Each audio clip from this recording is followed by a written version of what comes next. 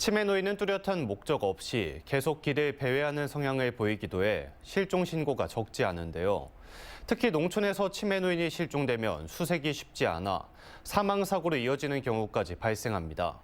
하지만 정부 정책은 큰 효과가 없어 보입니다. 김초롱 기자입니다.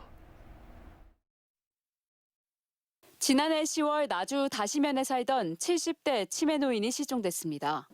경찰이 헬기와 수색견 등을 투입했지만 노인은 결국 열하루 만에 영산강 인근 갈대밭에서 숨진 채 발견됐습니다. 시신이 발견된 곳은 노인이 살던 집에서 1km도 떨어지지 않은 곳이었습니다. 올해 8월 장흥에서도 80대 치매 노인이 실종됐다가 신고 다음 날 댐 인근에서 발견됐습니다. 이미 숨을 거둔 뒤였습니다.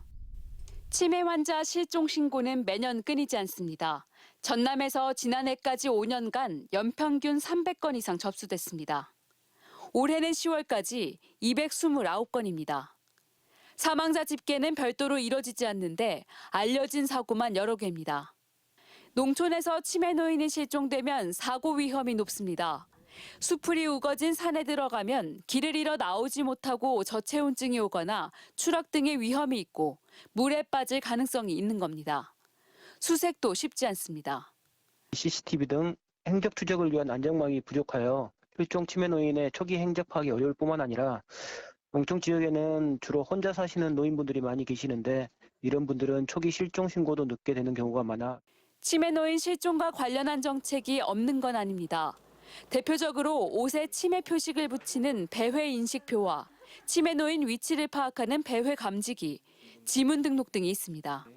하지만 정부가 매년 보급하는 배회 감지기 대수는 대부분의 지자체에서 한두 자리에 그치는 수준. 실효성이 없다는 지적도 수년째 나오지만 달라진 건 없습니다. 옷 안쪽으로 이렇게 다림질을 하면 열이 가해져서 이제 스티커처럼 이렇게 딱 부착이 돼요. 사용하기 불편해서 안 하고 계신다고. 시골 같은 경우에는 혼자 계시거나 노인 부부가 계세요.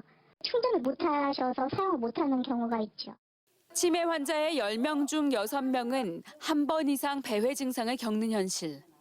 더 현실적인 정책이 없다면 치매 노인이 2배 넘게 증가하는 20년 뒤에는 치매 노인 사망 사고가 인재로 평가될지 모른다는 비판이 나옵니다. MBC 뉴스 김초롱입니다.